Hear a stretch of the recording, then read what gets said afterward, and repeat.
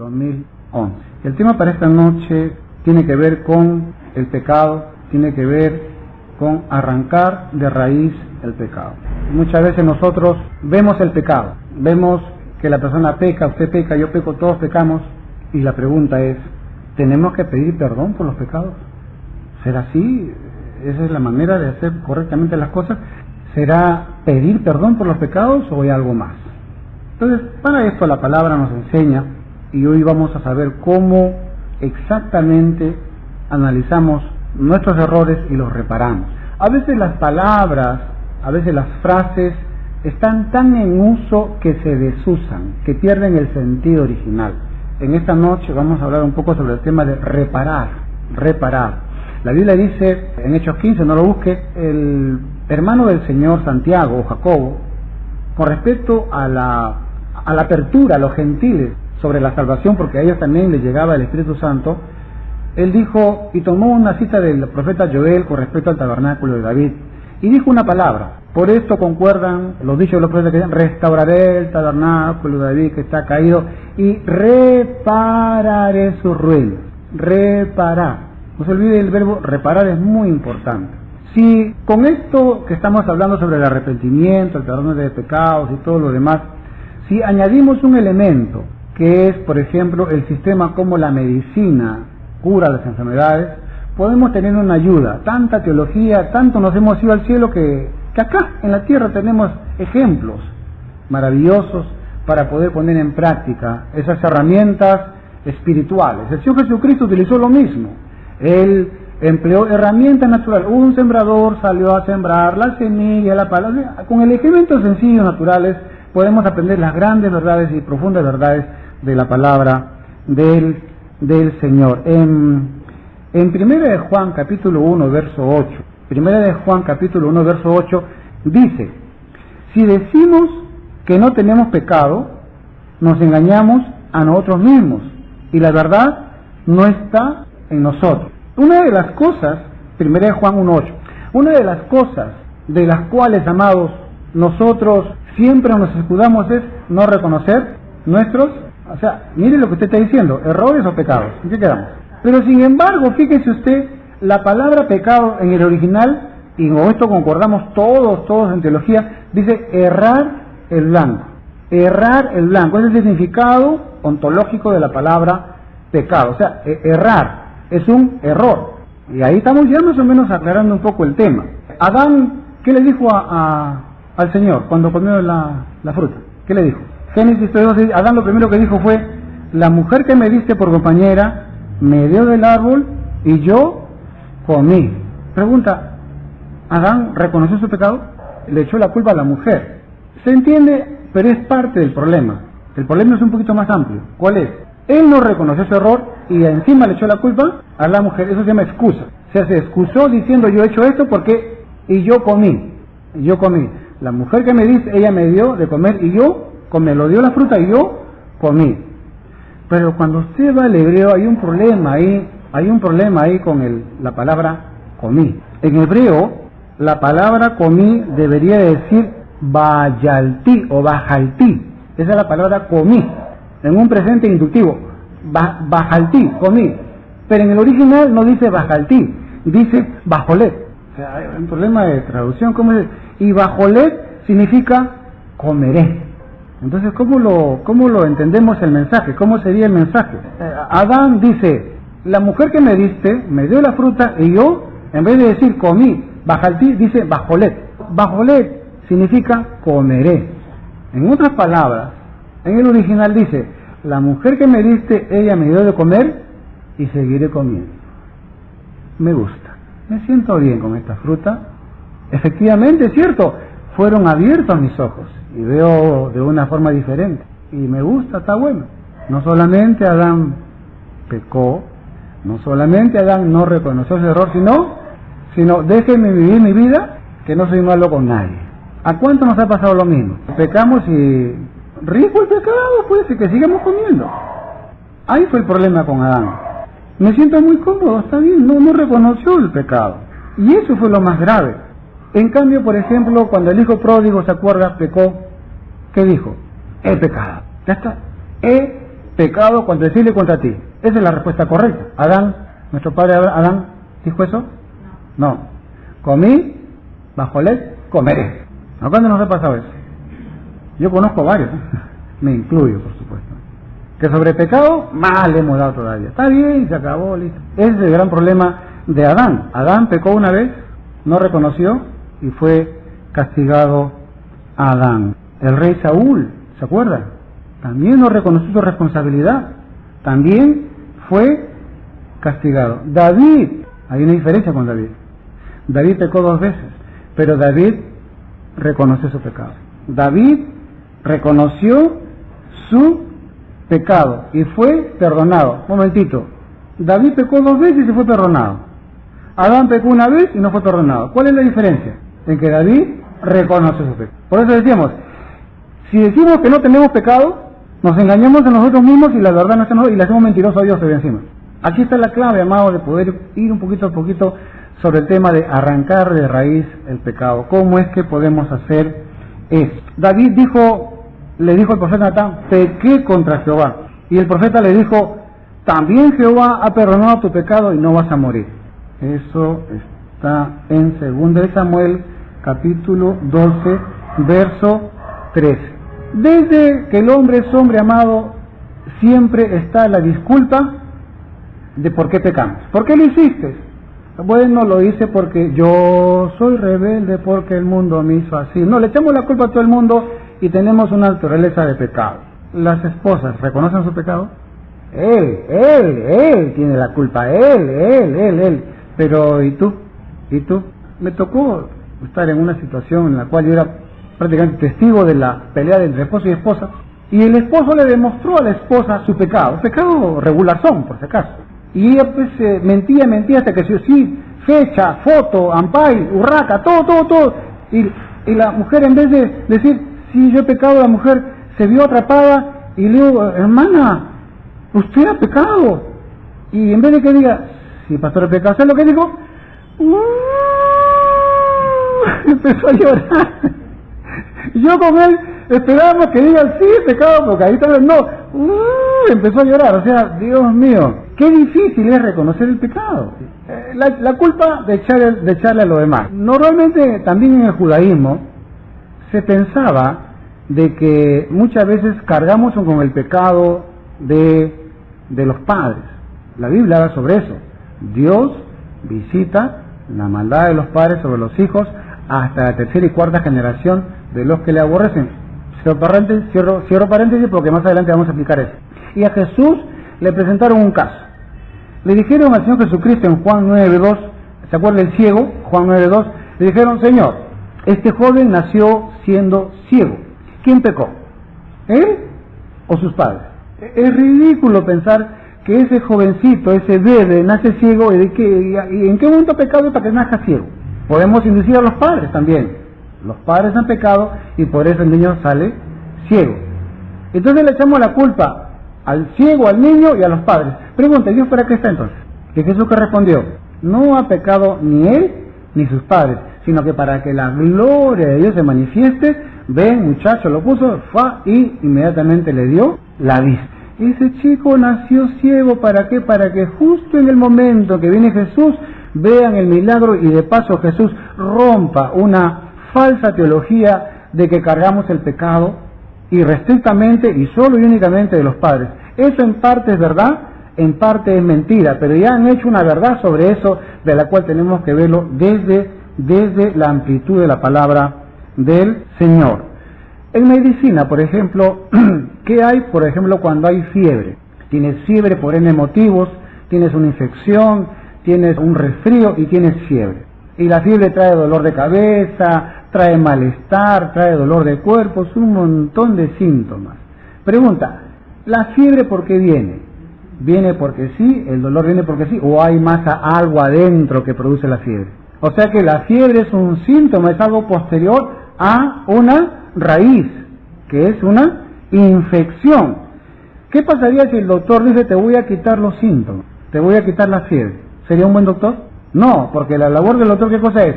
Buscar cuál es la raíz de esa infección, y en este caso es una infección a N parte del cuerpo. Eso sería lo correcto. Entonces significa que la fiebre no es una enfermedad, la fiebre es un síntoma. La fiebre no es una enfermedad, la fiebre es un síntoma. La fiebre es la consecuencia de un problema que ya se está viniendo. Entonces, la fiebre no es el problema, es el síntoma del problema. Aquí aterriza lo que es el pecado. ¿Qué es el pecado? ¿El pecado es el origen o el pecado sería un síntoma? Tú mientes y yo te digo, no mientas. Es como que si yo te dijera, tienes fiebre, yo te dijera, no tengas fiebre. Tú, por ejemplo, tomas alcohol y yo te digo, no tomes alcohol. ¿Eso a qué lo podríamos equivaler? A que decirte, ¿sabes qué? Que no te duele la cabeza. ¿Ya está entendiendo usted? ¿Qué hacemos nosotros entonces? ¿El pecado sería la enfermedad, el origen o el síntoma? Es el síntoma, no es la raíz.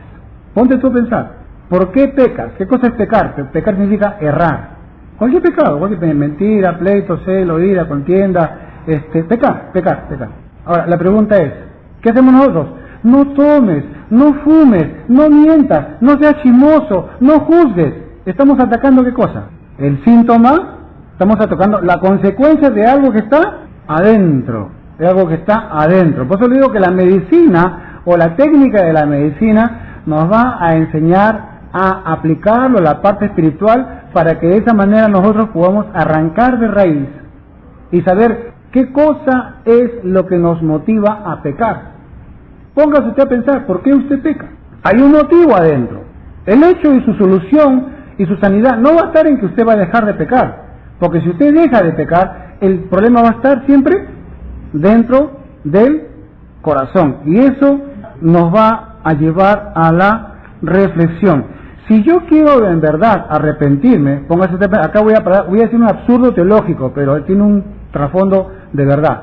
Si yo realmente quiero arrepentirme, si yo quiero dejar de pecar, la pregunta es, ¿lo puedo hacer para pedir perdón por mis pecados? Póngase a pensar. Si decimos que los pecados son las consecuencias, es el síntoma, y yo digo, Señor, perdona mis pecados, ¿es la solución del problema? Es como si yo le digo al doctor, por favor, perdone que tenga fiebre, perdone que me duela la cabeza. ¿Esa es la solución a mi enfermedad? No, yo por más que pida perdón de pecados, nunca me voy a sanar si no sé el origen por qué es que yo estoy pecando. Yo tengo que buscar la raíz por la cual me llevó a hacer ese pecado. Nos enfocamos en la problemática del pecado y no nos enfocamos en la raíz del pecado. Nos concentramos solamente en los síntomas y no nos concentramos en la raíz que producen esos síntomas. Por eso le digo, es muy importante que nuestra mente, y yo voy a repetir y repetir, para que podamos nosotros, mediante este ejemplo sencillo de la medicina, entender ahora la palabra de Dios y cómo es que la palabra de Dios nos lleva a ello. Por ejemplo, la adicción. ¿Qué cosa es la adicción? ¿Qué cosa es la adicción? Por ejemplo, él es adicto a la marihuana, adicto a la cocaína. Adicción significa costumbre, significa que yo me habitúo a hacer algo, a consumir algo. ¿La adicción es el problema o es un síntoma? ¿Cuántos de ustedes conocen al drogadicto? ¿Su problema es la droga o es un síntoma? ¿Su problema es la droga o es un síntoma? Es un síntoma. Porque tiene que haber una motivación por cuál él se droga. Tiene que haber una motivación por cuál él es adicto a tal o cual. Hay gente adicta a la pornografía, hay gente adicta a, ¿cómo se llaman los juegos de naipes? Ludopatía. Hay gente adicta a la chismografía. Hay gente adicta a juzgar, a condenar. Hay gente adicta al orgullo, a la vanidad. Pregunta, ¿esa adicción es un síntoma o es el origen del síntoma? Es un síntoma. Si usted al drogadicto le dice, no fumes, y usted lo encierra y no fuma, prácticamente lo está llevando a esa persona a que se suicide. ¿Por qué? Porque la droga, el vicio, es una válvula de escape a su problema interno. ¿Pero por qué te drogas? Ya no te drogues. Es como decirle, ¿pero por qué tienes fiebre? ¿Por qué tienes dolor de cabeza? Estamos hablando del síntoma y no estamos hablando del origen de por qué se droga. Los centros de rehabilitación de drogadicción, fármaco-dependientes y otros más, su metodología y su teología es lo más sencillo del mundo, amado hermano.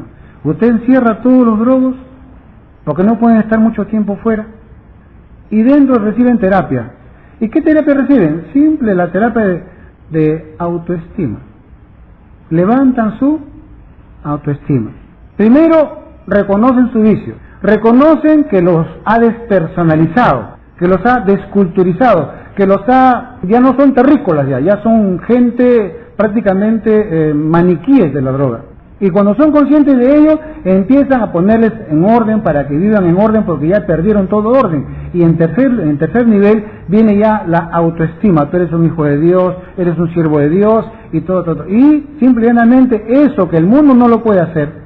Los hospitales, los psiquiatras, los psicólogos no pueden curar a los drogadictos farmacodependientes.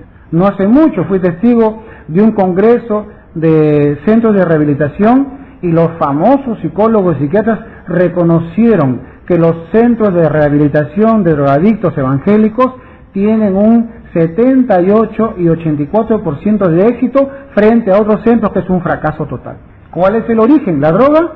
No, es lo que los motiva la droga. Y hay problemas familiares y muchas cosas más. Entonces la adicción viene a ser un síntoma. Me puse a analizar por qué el homosexual, que dice que es mujer, y que se equivocó Dios a ponerle en un cuerpo de hombre, no sé si Dios se ha equivocado, o el equivocado es el homosexual. El homosexual sigue con su fantasía, empieza a tomar hormonas femeninas, se va operando poco a poco, se va transformando, empieza a reconstruir su cuerpo como mujer, y verdaderamente hay algunos que realmente parecen mujeres, porque ya justo en la etapa de la adolescencia empiezan a tomar hormonas y se reorienta el cuerpo, ya no tiene ya el cuerpo morfológico de un hombre, sino que de una mujer, etcétera, etcétera, etcétera. Muy bien, y ahora falta el último paso. ¿Cuál es el último paso? El último paso es cambiarle de sexo. Y cuando ese homosexual, que ya parece mujer, para que sea mujer al 100%, se cambia de sexo, la mayoría se suicidan. ¿Por qué? ¿Por qué es que esas personas entran en una adicción a hacer lo que no son, pero quieren serlo? Se lo voy a decir en paralelo, ¿no? El chismoso, el odioso, el rencoroso, el orgulloso.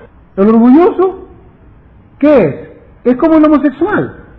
Es un anormal teniendo una cualidad o teniendo una, ¿cómo llamarlo? Teniendo una identidad falsa, creyéndose ser más que los demás y ser el único en vez de ser una persona humilde, aterrizar a tierra. El homosexual es igualito, el homosexual se alucina y quiere ser otra persona tan igual como el orgulloso, el vanidoso, el quejoso, y llame usted cualquier adicción que usted quiera llamarlo.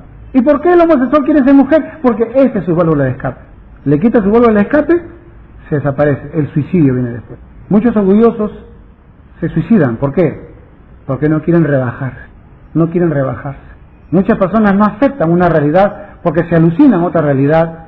¿Y qué ocurre cuando bajan a tierra? No soportan, quieren seguir esa ilusión y se suicidan. A cada 2 cuadras, una señorita que era perfeccionista. Ella 20 desde primaria y secundaria, pero tenía una manía. Ella quería ser la primera en todo. Ella tenía planificado su vida. Ella decía, de tal fecha estudio, y bueno, como no soy de cuna millonaria, voy a trabajar y voy a ganar esto y acá allá, y de aquí de 2 años tengo esta cantidad, me inscribo, entro a la universidad, todo lo tenía planificado. Y la chica trabajó, se esforzó efectivamente, primero en secundaria, luego entró a un instituto, tuvo un curso de secretaría ejecutiva, algo así, entró a una buena empresa, ganó mucho dinero, juntó dinero para su profesión, y una vez que lo juntó, la chica entró a la universidad, y cuando se iba a inscribir, llevando el dinero para inscribirse en esa universidad, le roban. Delincuentes con armas la llevan al cajero y sacan toditita su plata. ¿Sabe qué pasó con esa chica? Se mató, se suicidó. Una tarde, después de almorzar un domingo, hijita, ¿está bien? Sí, mamá, estoy bien, todo tranquilo. Pero ya, hijita, pues la plata se puede hacer, sí, mamá, se puede hacer, no. Pero ya no. Se metió a su cuarto, se fue a su ropero, se colgó y se mató a la chica. Una jovencita con todo un gran futuro. Pero ¿qué pasó? Se alucinó un mundo ideal que cuando se le quebró, ¿qué hizo? Entonces, amados hermanos, aquí tenemos que aterrizar un poco para poder entender cuál es la problemática del ser humano. ¿Por qué tú pecas? ¿Por qué yo peco? Tiene que haber algo adentro que nos motiva a pecar. ¿Cómo es posible? Es un comentario.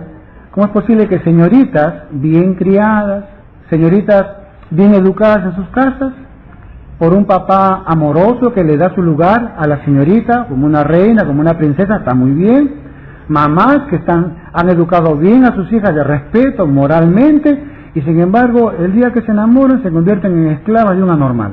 Oye, pero esa no es la señorita tal, sí, puede que se casó, ya no es la que tú conociste, ya se ha vuelto esclava de una normal. Pregunta, ¿por qué? Porque esa señorita, siendo señorita, tenía una gran ilusión, se hizo adicta al amor ideal. No está mal el amor ideal, pero el amor ideal tiene que aterrizar en un hombre de carne y hueso. Y desgraciadamente no hay compatibilidad entre el amor ideal y los hombres de carne y hueso, porque el amor ideal no existe. El amor ideal es Jesucristo, por si acaso, para adelantarme. El único amor ideal verdadero es Jesucristo. Después, como seres humanos, no pasa nada. Entonces, muchas señoritas quieren seguir enamoradas del amor ideal, aunque tengan ahí a un ogro, y por ese amor ideal están soportándolo a la normal. Pero gracias a Dios que en Jesucristo aterrizan las hermanas y ahí se dan cuenta de muchas cosas. En la Biblia vamos a encontrar, amados, que los siervos de Dios atacaban no el pecado, sino la raíz del pecado. ¿Se acuerda? Hay un texto que dice que el hombre mira la cara, pero Dios mira el corazón. Y cuando uno se deja guiar por el Señor, entonces uno mira la raíz del problema y no el problema. Jacob tenía 4 esposas. ¿Quién era la amada? De las 4 esposas, una era la amada, Raquel. Se enamoró de Raquel, Dios mío, la llegó a conocer y dijo, ya, ni hablar. Entonces trabajó 7 años por Raquel. ¿Y qué pasó? Ese suegro, Dios mío, de contrabando la metieron a Lea. Dios mío. Pero Jacob estaba enamorado. Jacob dijo, Labán, ¿cómo me has hecho esto? Si yo la amo a Raquel, ¿y por qué me pones a Lea? En esta comarca, acá en Jerusalén, ¿no? En Jerusalén la mercadería sale la más antigua primero. Ahora, si tú quieres a Raquel, el suegro también económico, lo voy a explotar 7 años más, date una semanita más y la tienes tú a Raquel. ¿Qué hizo Jacob? Dice que esas semanas o 7 años le pasó, pero como segundos, y lo hizo por amor a Raquel. Muy bien, Raquel era la elegida, y los hijos tuvieron ningún problema en que la elegida sea Raquel. Papá, está bien, tienes 4 mujeres, la que tú deseas es Raquel, perfecto, y a los hijos está bien, no había ningún problema. Se muere Raquel. ¿Y qué pasó después? Pregunta, ¿a cuál de las tiendas de las 3 mujeres mi papá va a colocar su tienda al ladito? Y a tal o cual, a cual. Bueno, conclusión, Jacob decidió que sea la sierva de Raquel, Bila. Y Jacob puso su tienda a Bila. ¿Y quién cree que pitea? Rubén. Y le dolió a Rubén, al primogénito. ¿Y sabe lo que hace Rubén, amado hermano?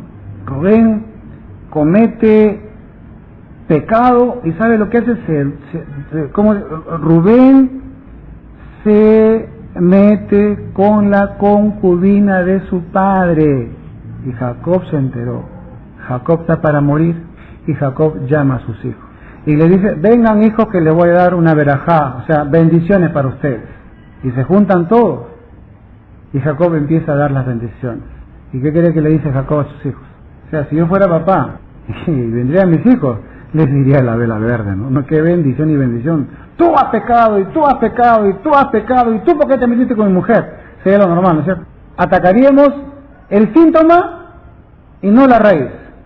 Atacaríamos el pecado y no la motivación que lo llevó a ese pecado. Y Jacob, ¿qué le dice a Rubén? En Génesis 49:4, mire, Jacob le dice a Rubén, eres impetuoso, eres impulsivo. Jacob no le recrimina el hecho, sino lo que le recrimina es la motivación por la cual él hizo eso. ¿Y cuál era el carácter de Rubén? Era impetuoso, era impulsivo, como las aguas. No serás el principal por cuanto subiste al lecho de tu padre. Jacob lo que le recriminó fue el carácter de su hijo. ¿Fue a dónde? ¿Al síntoma o a la raíz? A la raíz, a la raíz. Lo regañó lo impulsivo que era y no lo que hizo. No menciona lo que hizo. ¿Cuál fue la consecuencia de esa maldad? El carácter de Rubén. Impulsivo. Habían dos joyitas más, Simeón y Leví. Usted ve ahí en Génesis 49:5 y usted vea la vida de Simeón y Leví. Cosas terribles también hicieron esos muchachos. ¿Y qué le dice Jacob en la bendición para ellos? Le dice, Simeón y Leví son hermanos, armas de iniquidad son sus armas, porque en su furor mataron hombres. ¿Qué le dijo Jacob? Le dijo que son gente muy violenta. Jacob agarró el pecado o el síntoma o la raíz. La raíz. Aquí los patriarcas nos están enseñando cómo atacar la raíz. Ahora póngase usted a pensar en su hogar. Usted juzga el pecado, las consecuencias, pero pregunta, ¿usted se ha puesto a preguntar cuál es la raíz? ¿Por qué su familiar hace eso? ¿O por qué usted hace eso? Aquí la luz de la palabra nos enseña que Jacob fue y empezó a ver la raíz de sus hijos. Jacob en Génesis 49:7, maldito su furor, maldijo ese carácter, pero no maldijo a los hijos. Maldito su furor y su ira. Cada vez que se quiere corregir un problema, se tiene que buscar la raíz del problema. ¿A cuánto Dios le está hablando en esta noche? A mí, hermanos, toda la semana me ha gritado el Señor con esto. Entonces, ¿cuál es la solución? Buscar la raíz. Ahora, vamos a inventar una ciudad, o vamos a inventar un país, un pueblo, una ciudad. Vamos a llamarle Perusalén. Estamos en el Perú, Perusalén. Esta ciudad, esta nación, este pueblo, la gente no es muy inteligente, que digamos. No es media, vamos a ver, sinónimos, torpe, opitas, ¿qué más? No son muy inteligentes, que digamos, son torpecillos. Muy bien, en Perusalén resulta pues que había un problema, muchos accidentes habían porque había un puente y este puente tenía un hueco. Entonces la gente caminaba por ahí, se caía al hueco. Por televisión se ha caído una persona en el hueco y llamaban la ambulancia iba y lo llevaban al hospital y muy bien, está bien. Entonces se juntaron el presidente, el concejal, los ministros se juntaron para poder arreglar el problema de por qué la gente se caía. Y en Perusalén llegaron a la conclusión de que mejor es poner una ambulancia debajo del puente para que todo el que caiga reciba la ambulancia en Perusalén y lo llevan al hospital. Se juntaron ahí, vieron soluciones y muchas cosas más. No se olvide que es Perusalén, donde la gente no es muy inteligente. Entonces ya sé que usted está pensando, pero por favor, pastor, pero es que quiero ir con usted hacia algo que es una enseñanza para usted y para mí. Muy bien, que resulta que la solución era muy inteligente, pero ¿qué pasó? De que a veces la ambulancia, por el tráfico, no llegaba al hospital y los enfermos se quejaban de que no eran bien atendidos porque había mucho tráfico y vuelta se reunió Perusalén, se reunieron las autoridades para ver cuál era la solución más inteligente y más probable para que los que se caen del hueco sean atendidos. Entonces, después de mucho deliberar, consultaron Google, consultaron Internet, consultaron con GPS, Google Earth, del satélite, vieron ahí todo, y llegaron a la conclusión de que sería bueno de que debajo del puente construyan un hospital con un tubo para que todo el que se cae directamente vaya a cuidados intensivos. Perusalén. O sea, estaban atendiendo el síntoma y no la raíz del síntoma. ¿Cuál era la raíz? Tapar el hueco. Entonces la pregunta es, ¿no le parece que usted y yo a veces hacemos esas soluciones? No le va a gustar lo que le voy a decir. Reparar el puente era la solución, no la ambulancia, no el hospital. Pero, esto sí no le va a gustar. Pero ¿cuántas veces hacemos eso en el matrimonio? Lo que pasa es que tú eres así, lo que pasa es que tú eres asá, lo que pasa es que no dejas para la comida, lo que pasa es que... Y empezamos así con soluciones para poder ambulancia debajo del hueco, hospitales debajo del hueco, y no reparar el hueco. Empezamos a ver los síntomas, es que tú eres así, es que tú eres asá, es que lo que pasa es que no me dejas para la comida, es que lo que pasa es que tú piensas solamente comprar en lo tuyo y no en lo mío, es que tú no tienes... Tú piensas solamente en ti, no piensas en tus hijos, no piensas acá, no piensas allá, la necesidad de la casa. Tú cuando quieres solamente comprarte para ti, quieres comprarte tus cosas inservibles que no sirven para el hogar, etcétera, etcétera. ¿Cuántos? Acá no, porque acá nadie tiene problemas existenciales. Estamos hablando de Jerusalén, por si acaso. Acá no. Estamos hablando de Jerusalén. Y no arreglamos el problema de raíz. ¿Qué te pasa, mujer? ¿Por qué estás molesta? Es que no me trajiste el pan. ¿Y por qué no me trajiste el pan? Porque el pan, y necesito el pan. Y estamos en la ambulancia. Y no vemos la raíz. Amados hermanos, en el hogar, en los problemas en pareja, Jerusalén, con su puente con hueco.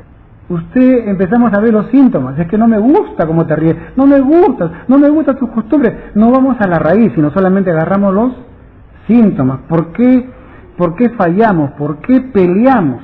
Muy bien, vamos a arreglar el problema. A partir de ahora, tú me vas a obligar a las 6 de la tarde a traerme el pan, la ambulancia.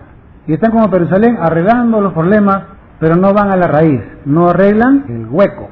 Para hacerle sencilla la disertación, muchos van al matrimonio pensando que el matrimonio es a comer pastel, a comer lechón. Otros van al matrimonio como esa canción que dice: arroz con leche, me quiero casar con una señorita de Portugal que sepa, ¿cómo? Que sepa coser, que sepa lavar y que sepa abrir la puerta. Unos creen que el matrimonio es jugar nomás. Todo es juego, todo es sexo, y el matrimonio es otra cosa. Ese es el hueco. Hay que arreglar ese hueco, tu manera de pensar, tu manera de enfocar la vida. Hay muchos que tienen un enfoque en la vida equivocado y por eso se equivocan en el matrimonio, en el trabajo, y los esposos creen que atacando los síntomas van a arreglar el problema que ves de raíz. ¿A cuánto le está hablando el Señor en esta noche? Por si acaso, esto que estamos hablando es para terrícolas, para gente que está en la tierra. Si usted cree que no es para usted, entonces usted ya debe estar volando en un ovni y debe irse, porque esto es un problema para los terrícolas como nosotros, nada más. ¿Cuál es la raíz? Hay muchas raíces.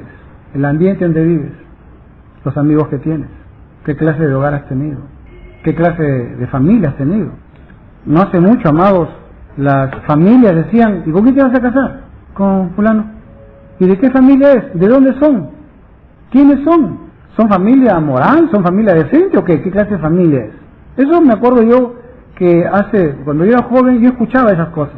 Pero hoy en día, ¿qué importa? ¿Qué es ingeniero? Ya no importa si sea borracho, drogadicto, así sea violador de niña, no importa, con tal que tenga carro, casa, ya está. Y metemos ahí, amado hermano, a lagartos, perros, pericotas al hogar. Y eso, la verdad que lo que estamos haciendo es poniendo puentes con hueco a la familia, al hogar y muchas cosas más. La raíz, amado hermano, no es lo que yo hago. Lo que yo hago es la consecuencia de algo que está primero, sino lo que me incita a hacerlo. Esa es la raíz, Mucho me acuerdo, y lo voy a decir acá ahora, y quizás la hermana que va a escuchar este mensaje se vaya a acordar. En la iglesia había una hermanita que tenía un uñero.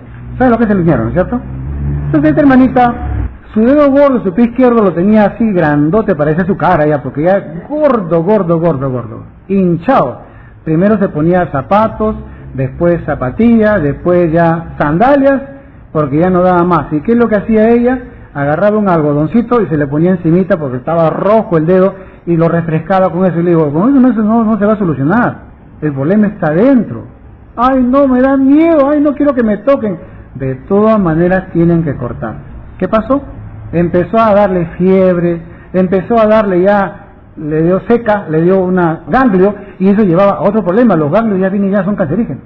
Entonces el pastor dijo: a esta, por el método que ella quiere hablar, no se la va a poder hacer. Entonces la única forma, hija, vamos a sacarte el uñero. No hay otra manera. El pastor, que era cajamarquino, lo hizo a la manera de Cajamarca. La sentamos en una silla de madera, porque una plástica no había en esa época. El pastor se sentó encima de ella con el pie, puso su pie sobre una banquita, y Lucho me dijo: ven para acá, tú tienes sangre para esto. Ya está listo, entre los dos ahí, quirófano. Por más que grite la mujer y haga lo que haga, aquí terminamos sacando la raíz. ¿Qué cree que pasó? El pastor empezó con una aguja quemada caliente, hacerle hueco para que reviente todo ese hinchazón, no voy a decir más. Y la mujer lloraba, gritaba, y claro, como estaba en la iglesia, no podía decir muchas cosas, pero el dolor era tanto que lo soltó todo, y agarró el pastor, empezó a labrarle la uña con una gilet de esas antiguas, poquito a poquito, cada vez que la tocaba la mujer gritaba más y más y más, y el pastor se envalentonaba más y lo agarraba, ya se movía, y le dijo, pastor, cuidado, que esta a mí no me va a ganar, lo abrazó más fuerte, y ahí lo tenía fuerte, y ahí cortándole, hasta que le sacó un pedacito hacia arriba, agarró un alicate y hizo andangán, se lo sacó. ¡Uah! Gritó hasta la luna, pero sacó la raíz del problema. ¿Cuál era la raíz del problema? Que esa uña se había metido en la carne, y eso era motivo de infección. A veces nosotros no queremos sanar nuestras heridas. ¿Por qué? Porque el sanar implica también ir hacia adentro del alma. Oye, esto va a ser muy difícil para muchos. Juan el Bautista. Juan el Bautista, el hombre radical, el hombre predicando el arrepentimiento, el teshuvá. La gente tiene que reconocer sus errores. Jesús dijo que él era el Elías que tenía que venir. Va a preparar el camino del Señor para que venga el Mesías. Y así fue. Juan entró en el ministerio de profeta, el último de todos los tiempos, y empezó a predicar y a predicar. Y Juan decía, el hacha está puesta a la raíz de los árboles, por tanto todo árbol que no da buen fruto es cortado y echado en el fuego. De raíz, decía Juan. Y eso va a pasar, generación de víboras, serpientes. ¿Quién les enseñó a huir de la ira venidera, a hacer frutos dignos de arrepentimiento? ¡Wow! Y la gente se impactaba y muchos eran bautizados en el bautismo del arrepentimiento. ¿Pero qué pasó? Dice la Biblia que tanto le gustó a Juan el ministerio. Oye, puedo llamarle la atención a todo el mundo. Miles y miles vienen a mí porque tengo voz profética. ¿Sabe lo que pasó? Juan dijo, ajá, Herodes está con Herodías, la mujer, a ese también me va a escuchar. Y Juancito entró en política. Como tenía pues una fama, va al palacio de gobierno, va a venir el profeta, ¿qué hacemos? Hazlo pasar, el profeta de Dios. Herodes lo recibe, señor profeta, ¿qué te pasa? Oye, pecador, arrepiéntete también tú. ¿Y qué pasó? ¿Lo aplaudieron a Juan o qué pasó? Lo metieron preso. Y al verse Juan preso, entonces, y viendo que Jesucristo estaba predicando, dice la Biblia, a ver si es que lo encuentro, en Mateo 11:3, Juan le dice, vaya a dos de sus discípulos, vayan a preguntar a Jesús si es el Mesías o esperaremos a otro. ¿En qué quedamos? Pero si Juan, cuando lo vio al Señor Jesucristo, ¿qué dijo? Este es el Cordero de Dios que quita el pecado del mundo. ¿Qué dijo Juan? Yo no soy digno ni siquiera de atar sus zapatos. O sea, el que ataba los zapatos y desataba y le daba los el sirviente, la persona más baja, ni soy digno de ser su sirviente. ¿Qué dijo Juan? Yo tengo que menguar y él tiene que crecer. Pero la misma palabra que dijo Juan, el hacha está puesta, ¿para qué? Para que de raíz sea cortado todo árbol que no da buen fruto. Vino ya, todos estaban en la historia de la hija de Herodías, que le bailó a Herodes, ¿qué quieres? A la mamá dijo, ¿qué le pido? ¿Qué le pidió? La cabeza de Johnny. Y cuando Juan se enteró de eso, fue y le dijo, mandó a decir, Señor, por favor, me van a matar. Y le dijeron a Jesús, Señor, van a matarlo a Juan. ¿Y qué dijo Jesús? ¿Se acuerda de Jacob? Jacob lo recriminó el pecado de Rubén, de Simón y de Leví. No. ¿Lo recriminó a Juan? No, le recriminó de su pecado, de su falta de reconocimiento del Mesías. Juan, el Señor Jesucristo dijo, díganle a Juancito que los ciegos ven, los cojos andan, los leprosos son limpiados, los sordos oyen, los muertos son resucitados y a los pobres es anunciado el Evangelio. Y una cosita más. Bienaventurado el que no haya tropiezo en mí. El Señor no le enrostró el pecado de Juan. Pastor, ¿cómo va a decir que Juan pecó? Ahí está, la Biblia lo dice. Lo que hizo el Señor Jesucristo fue mostrarle el camino que debería de haber seguido Juan, si es que Juan hubiera con su oído escuchar lo que su boca decía. Por eso muchas veces el dicho dice que tus oídos oigan lo que tu propia boca dice. ¿Y qué dijo la boca de Juan? El hacha está puesta. ¿Para quién? Para los pecadores, era para Juan. No le reprochó el pecado de Juan. El Señor le dijo, le hizo ver, mira Juan, lo que tú podías haber estado conmigo haciendo, los cojos sanan, los ciegos ven, y a los pobres has predicado el Evangelio. Ese era tu ministerio. Si tú humildemente, entonces, ¿cuál era la raíz del pecado de Juan? ¿Se acuerda cuál fue la rebelión de Satanás? Querer sentarse en el trono de Dios. Tú y yo no nos podemos sentar en el lugar que le corresponde a quien Dios debe dar. Por eso Jesús decía, cuando te inviten, siéntate atrás, o quédate parado, porque muchas veces ocupamos sillas del cual no podemos ocupar. Por ejemplo, nos sentamos en sillas de escarnecedores, de burladores, o por ejemplo nos sentamos en sillas de juzgadores, pecador, inmundo, sucio, que cuidado. Esta no es tu silla, ni es mi silla. Eso le corresponde. Ni siquiera el Señor Jesucristo, porque dijo, yo no he venido a juzgar ni a condenar, he venido para que tengan vida y vida en abundancia. Entonces acá estamos viendo las cosas de otra manera. Siguiendo con este pensamiento, Jerusalén, hemos creado Jerusalén para el gozo de muchos. En Jerusalén todavía cada año había eventos, y en ese evento traían caballos acá de, ¿cómo se llama el potao? Y había un jinete que ganaba todos los eventos, ganaba todos los concursos el jinete, y era muy querido el jinete. A mí eso viene un siervo de Dios, y ve que todo el pueblo quiere al jinete, y le dicen, te vamos a presentar al jinete, al famoso jinete. Muy bien, y le presentan al jinete, mucho gusto, yo soy jinete de Jerusalén, mucho gusto, estoy acá de pasada, vengo acá a visitar, mucho gusto, soy jinete de Jerusalén. Y este sabio le dice, ¿por qué la gente te ama tanto? Le dice, no sé, será porque yo soy buen jinete y gano los premios. Y este sabio le dice, la gente te ama no porque eres buen jinete, la gente te ama porque tú realmente, en vez de ser jinete, deberías de haber sido presidente de este país, porque tienes el carisma, porque tienes tú llegar al pueblo. No son tus proezas, tú tenías que haber escalado cada vez más y más para llegar a ser el presidente de este país, no un simple jinete. No sé si esto le está llamando a usted la atención. Dice la palabra que nos hizo reyes y sacerdotes, y este reino será un reino de reyes y sacerdotes. Y muchas veces nos quedamos solamente con la fama nomás.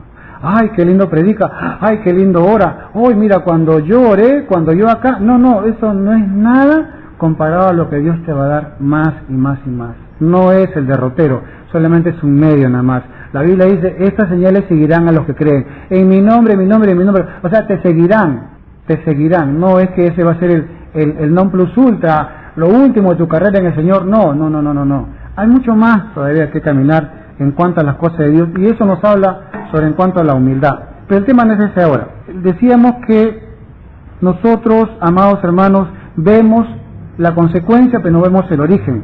Nosotros vemos lo que aparentemente a ojos vista nomás podemos ver lo superficial, pero no. Dios nos enseña a ver lo interno, el del corazón, el del incorruptible ornato, dice la palabra de Dios.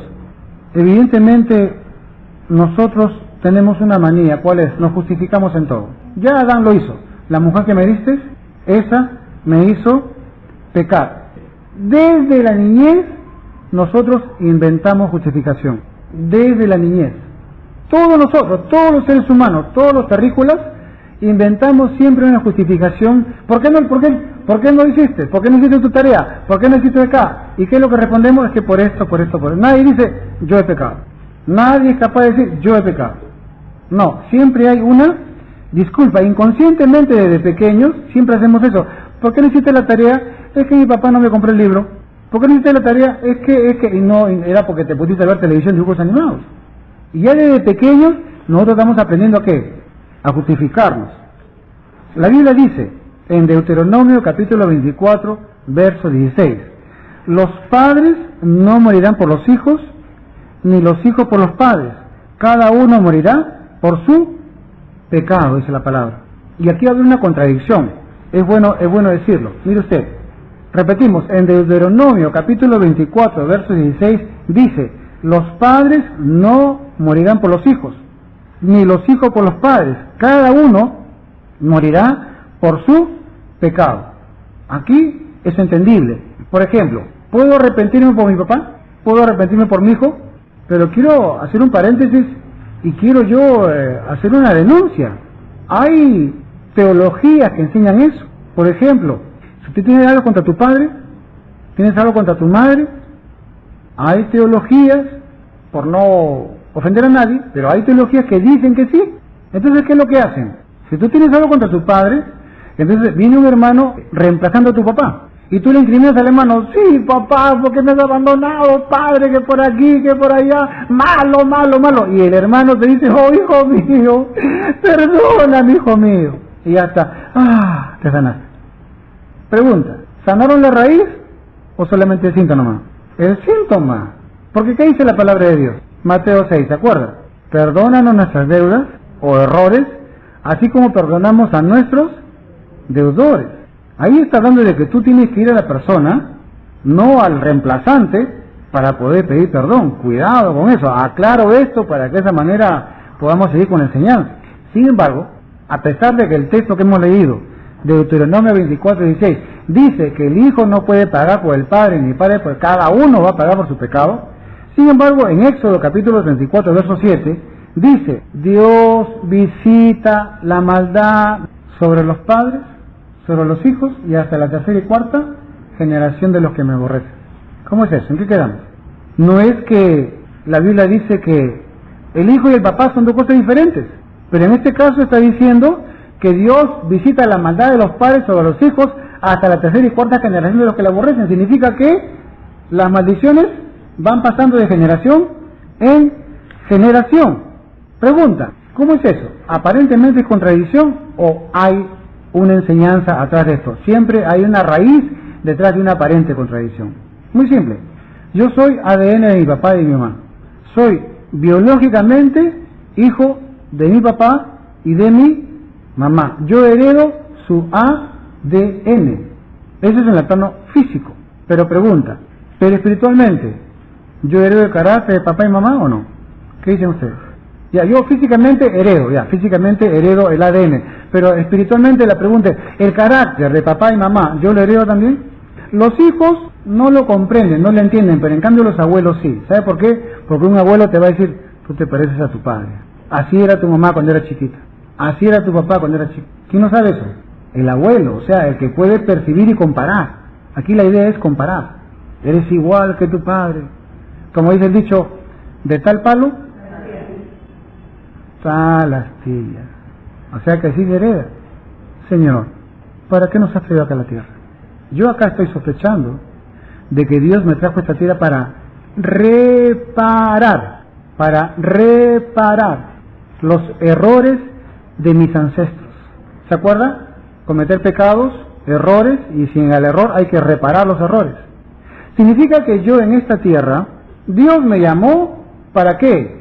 Para que esas herencias de maldición que vengan sobre mí, por ejemplo, póngase a pensar, mi papá y su familia, mi mamá y su familia, papá y mamá se juntan, dos manicomios, un manicomio más grande. ¿Quién es el manicomio más grande? Yo. En el plano espiritual, papá, abuelo, bisabuelo, recontrabuelo. Pregunta, ¿qué han hecho mis ancestros para heredar maldición? Pleitos, celos, ira, contiendas, robos, violaciones, pactos con el diablo.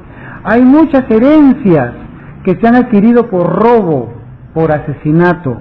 Hay muchos que tienen ancestros que han sido asesinos. Entonces ahora voy a entender que todas esas maldiciones me van a afectar a mí y a mí me quedan dos cosas. O los cometo o los reparo. ¿Los cometo o los reparo? Un ejemplo muy sencillo. Hay muchas personas que cuando les agreden quieren pelear. Hay muchas personas que cuando les agreden no quieren pelear. Hay muchas personas que cuando les agreden, les violentan, no solamente quieren pegar, sino quieren matar. ¿Cuántas esposas en Jerusalén decían, ojalá te mueras a tu marido? A veces están comiendo y se atragantan con el ají. Ojalá te ahogues y el diablo te lleve. En Jerusalén, no acá, por si acaso. Pregunta, ¿pero por qué tienes esas inclinaciones?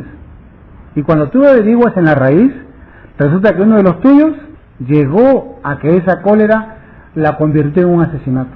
Muchos dicen, ay, este tiene sangre fuerte, es sanguíneo, es colérico, es aquí, es rencoroso, pero la pregunta es, ¿de dónde viene eso? Entonces a ti y a mí nos toca que esa maldición nos visita para dos cosas, para cometerlo o para en Cristo Jesús repararlo. Por eso el Señor Jesucristo a nosotros nos dice, no juzgues, no condenes, porque mira la cantidad, mira, si nosotros tuviéramos visión celestial y diríamos, a ver, ¿tú de dónde eres? ¿Cómo te llamas? A ver, dame tu ficha médica. ¡Ah, qué bravo! Mira lo que hizo tu papá, tu mamá, tu abuelo. ¡Ay, Dios mío! Pobre muchacha, pobre muchacho. Mira todas las maldiciones que tienes, por eso es tu carácter así. Tienes esa tendencia. Por lo tanto, tú tienes que ya no cometer eso, ya. Te va a llamar a hacerlo, pero ya no lo cometes. ¿A cuántos Dios le está hablando en esta noche? A mí me está gritando, amados hermanos.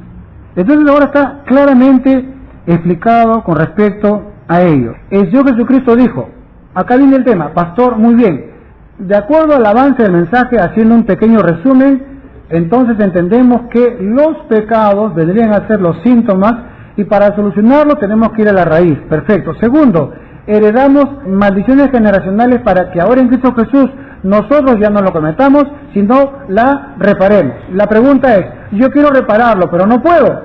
¿Cuántos nosotros hemos querido dejar de juzgar y seguimos juzgando? No puedo. Una de las cosas que el hombre no lo va a hacer al 100% es la shonjara, hablar mal de la gente. Esto lo comete el pecado, el más santo, el más puro, el más inmaculado, también lo comete, más hermano. Todo el mundo lo hace de una manera generalizada. Señor, yo no quiero hacer eso. ¿Cómo hago? Y aquí viene la respuesta del Señor Jesucristo. Jesús dijo en Lucas capítulo 9, verso 23. Dice, Lucas 9, 23. Si alguno quiere venir en pos de mí, niéguese a sí mismo, tome su cruz cada día y sígame. Ahora vamos a entender lo que Jesús dijo. Repetimos, Jesús dijo, si alguno quiere venir en pos de mí, si alguno quiere recibir la bendición, si alguno quiere heredar el reino de Dios, si alguno quiere entrar en este taller de reparación universal, donde vamos a reparar todas las maldiciones de Adán y Eva hasta la fecha, dice, niéguese a sí mismos, no cometa esas maldiciones. Más bien, dice acá, tome su cruz cada día y sígame. O sea que tu cruz y mi cruz viene a ser eso que te llama, que te impulsa a pecar y que todos los días tienes que cargarlo para no cometerlo, sino más bien repararlo. Dice acá, si alguno quiere venir en pos de mí, niéguese a sí mismo, pero ya, a mí mismo me niego. ¿Qué cosa es de lo que yo tengo dentro de mí que tengo que negarme? Esas inclinaciones, esos síntomas que tú tienes. Tienes que ir a la raíz. ¿Y sabe qué? Tenemos quien nos lleve a la raíz. ¿Quién es? El Espíritu Santo. Él convence de justicia, de pecado, de juicio. Oh Señor, gracias, porque veo el gran pecado de mi marido, veo el gran pecado de mi suegra, No, el Espíritu Santo te lo dio personal para que veas las raíces que hay dentro de ti, porque es personal, no es para que juzgues a otros. Pablo dijo, con respecto a la nueva vida que nos da el Señor, en Juan capítulo 3, ahí vemos que el Señor Jesús le revela a Nicodemo algo, tienes que nacer de nuevo. O sea, nos da la oportunidad para nacer de nuevo. En Romanos capítulo 6, verso 6, Pablo dice, sabiendo esto, que nuestro viejo hombre fue crucificado juntamente con él, para que el cuerpo del pecado sea destruido, a fin de que no sirvamos más al pecado. Entonces usted y yo tenemos acá la oportunidad que nos da el Señor Jesucristo, no en una verdad, escuche, no en una doctrina, no en una enseñanza, no en una bendición, sino en una nueva naturaleza. ¿Para qué? Para que esa naturaleza que no tiene generación de maldición, que esa naturaleza que viene del cielo y que a ti y a mí nos da en estreno, escuche, nos da en estreno, no tenga esa inclinación que tiene tu vieja naturaleza. Y para que con esta nueva naturaleza tú empieces a reparar y a no a cometer los errores. Y por último, la Biblia dice que esa vieja naturaleza está crucificada juntamente ¿con quién? Con Jesucristo. Ahí no dice que te mates, no. El Señor te acompaña para que te enseñe de qué manera podemos hacer morir la carne, como dice el Nuevo Testamento. en Efesios capítulo 1, verso 18, con respecto a estas bendiciones, Pablo dice, alumbrando los ojos de vuestro entendimiento, para que sepáis cuál es la esperanza a que Él os ha llamado, y cuáles, acá viene, las riquezas de la gloria de su herencia en los santos. Aquí está la solución. ¿Cuál es? La nueva naturaleza que es parte de la herencia tuya y mía en Cristo Jesús. Por eso es que los que nos ven, como no pueden ver la nueva naturaleza, sino ven a Lucho antiguo, acá tengo a mi cuñada Luz, a mi sobrino Sony, están viendo acá a Lucho, al que conocieron antes, rencoroso, odioso. ¿Cómo es posible que este hombre que se hacía sasa ahora esté de otra manera? Es la nueva naturaleza, es la nueva criatura, que el hombre no la puede ver, pero a ti y a mí nos ha dado el Señor en herencia y te pertenece. Y con esto yo sí puedo reparar mis errores. Con esto yo sí puedo echar atrás las maldiciones generacionales. Con esto sí yo puedo superar y vivir una nueva vida y no ser un llorón que está llorando sobre los síntomas y los síntomas y los síntomas, sino ser un victorioso y más que un vencedor, todavía dice la palabra. Y el Señor también nos dice a través de Pablo, nos dice algo duro, pero es la verdad con respecto a esta nueva oportunidad. Dice, Efesios 5:5 dice, porque sabéis esto, que ningún fornicario o inmundo o avaro que es idólatra tiene herencia en el reino de Cristo y de Dios. Y no es por asunto de discriminación, sino es por un asunto de que Él nos ha dado una herencia de bendición para que cortemos toda maldición. Entonces sí puedo reparar mis pecados. ¿Por qué? Porque no lo puedo hacer con la vieja naturaleza, porque la vieja naturaleza está plagada de pecado. Y aquí viene lo maravilloso. Lo que nunca se da a comprender es por qué es que Dios vino en carne. Eso jamás lo vamos a entender con nuestra carne. Los judíos pensaban que el Mesías iba a venir y que el Mesías iba a ser el Mesías nada más, como un profeta, un hombre cualquiera. Pero la Biblia dice que no. La Biblia dice que el Verbo se hizo carne. Dios, hombre. Es incomprensible. Por eso que el judío no, hasta ahora, ellos no, salvo que el Señor se les revele como a Pablo, ellos no aceptan eso. ¿Cómo Dios va a tener un cuerpo como hombre? No, eso no es imposible. Dios, o sea, Jesús no es Dios, dicen ellos. ¿Saben lo que dicen ellos? Ellos dicen, las grandes religiones del mundo fueron hechas por judíos. ¿Quién fundó el judaísmo? Moisés. ¿Quién fundó el mundo árabe? Un descendiente de Abraham, Ismael. ¿Y quién fundó el cristianismo? ¿Saben lo que dicen ellos? Nuestro paisano, dicen ellos. Nuestro paisano Jesús. O sea, se sienten orgullosos de que un paisano judío haya formado una nueva religión, pero no lo reconocen como a Dios. Pero aquel que ha tenido encuentro con Jesucristo, aquel que tiene una participación del reino de Dios, del Olam Jaba, aquel que realmente ha nacido de nuevo, él sí puede participar y puede verificar realmente que en Cristo Jesús somos nuevas criaturas, las cosas viejas pasaron y aquí todas son hechas nuevas. Dice acá, en Gálatas capítulo 3, verso 13, y este es para el mundo judío que me escucha. Gálatas capítulo 3, verso 13 dice que Cristo nos redimió de la maldición de la ley. Y aquí quiero yo aclarar un poco el tema. ¿Qué cosa es que Cristo nos redimió de la maldición de la ley? ¿Qué es la maldición de la ley? No dice la ley, sino la maldición de la ley. ¿Qué cosa es la maldición de la ley? Es que si tú y yo cumplimos la palabra, por ejemplo, no voy a odiar, y te hacen problemas, y te hacen dificultades, y se enciende tu ira, y se enciende tu cólera, y tú dices, yo no odio. ¿Qué significa eso? Tú odias, pero dices no, o sea, hay una contradicción en la cual se te obliga a cumplir se te obliga a cumplir un mandamiento, pero que tu humanidad no lo soporta. ¿Qué es lo que te queda? La hipocresía. Oh hermano, oh hermana, ¿cómo está de la boca para afuera, pero tu corazón odia?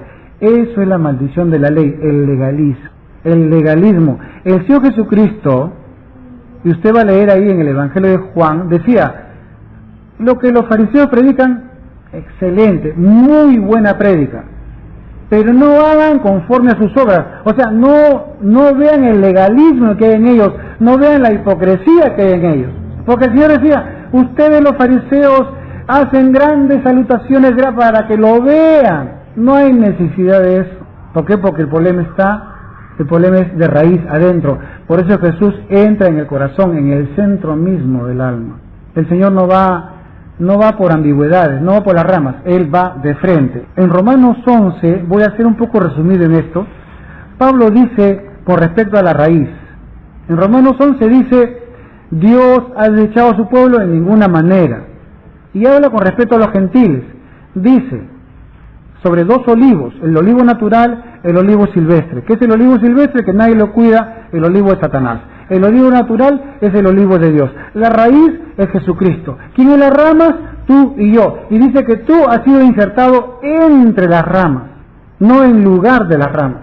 Y todavía Pablo dice en Romanos 11, y considera que tu rama no sustentas a la raíz, sino a la raíz a ti. Y en Apocalipsis, por último, en 22:16, dice aquí claramente, dice, yo Jesús he enviado mi ángel para daros testimonio de estas cosas en las iglesias. Yo soy la raíz, dice Jesucristo. Yo soy la raíz. Por eso es que a nivel de historia, en el pueblo judío, todo el tiempo los cultos se han hecho primero, ¿dónde? En la sinagoga o en el hogar, el Shabbat, en el hogar. ¿Por qué? Porque ahí está la raíz de la educación de los hijos. En el siglo III se cambió la cosa. En vez de hacerlo en el hogar, se hizo en la iglesia. Y el diablo atacó de raíz, quebró el matrimonio, quebró la razón de ser.